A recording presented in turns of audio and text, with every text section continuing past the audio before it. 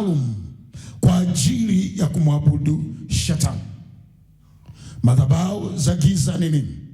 Ni mahali pasiri pa giza katika ulimwengu wa giza.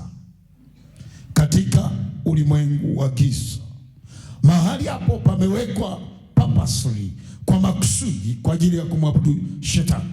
Pointi ya pili, si tu katika kumwabudu Shetani, bali kutengeneza vitu vya kishetani. Unasikia kuna ugonjwa fulani umetengenezwa, kuna jambo fulani limetengenezwa, kuna tukio fulani limetengenezwa. Si kila tukio unaloliona ukafikiri ni tukio la kawaida. Ni matukio ambayo yametengenezwa kutoka kwenye madhabahu ya giza. Kwa hiyo pointi ya pili, madhabahu ya giza ni nini? Ni mahali mawakala au wajumbe wa giza wa kishetani huenda kujihudhurisha na kufanya ibada. Madhabahu ya giza ni nini? Pointi ya pili, ni mahali wajumbe au mawakala wa giza huwa wanaenda kujiunganisha na kufanya ibada. Hapo panaitwa madhabahu za giza. Madhabahu ya giza, pointi ya tatu, ni sehemu maalum Shetani ameitenga ili aweze kuabudiwa. Hiyo pointi ya tatu. Jana tulianza na kile kitabu cha Wafalme wa Pili. Tufungue pamoja. Tufungue pamoja kitabu cha Wafalme wa Pili, mlango ni ule wa 21 mstari wa kwanza mpaka ule wa 7.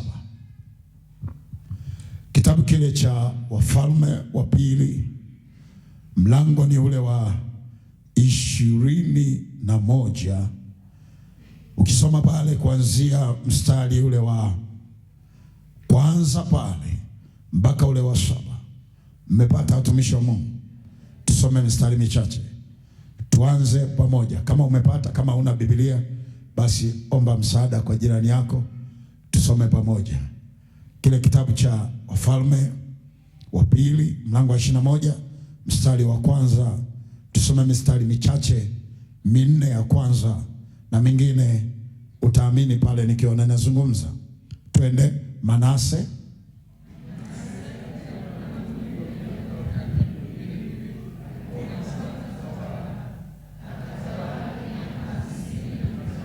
ndio hii iko mbele hapa, tusome pamoja. Haya, twende tuanze. Manase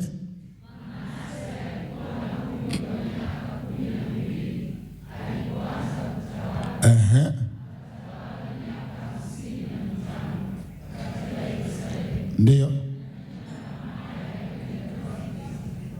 mstari wa pili, twende. Akafanya yaliyo mabaya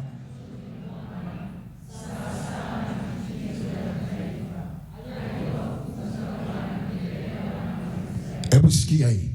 Huyu bwana anaitwa Manase. Alianza kutawala akiwa na umri wa miaka 12. Akafanya yaliyo mabaya, machukizo mbele za nani?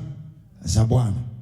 Mwangalie mtawala mwingine aliyetawala na miaka midogo na akafanya mazuri.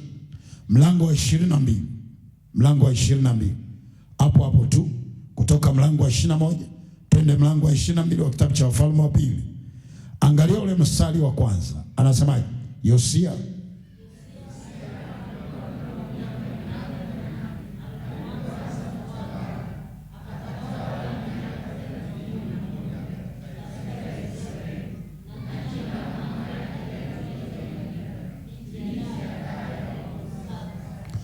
Angalia mstari ule wa pili. Akafanya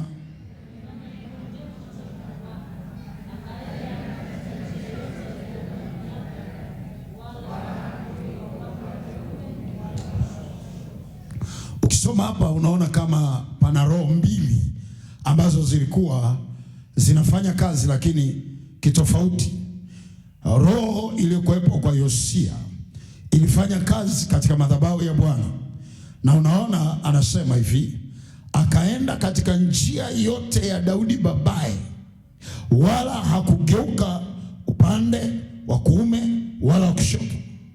Angalia kwa Manase, anasema Manase akafanya mabaya machoni pa Bwana, sawasawa na machukizo ya nani? Ya mataifa.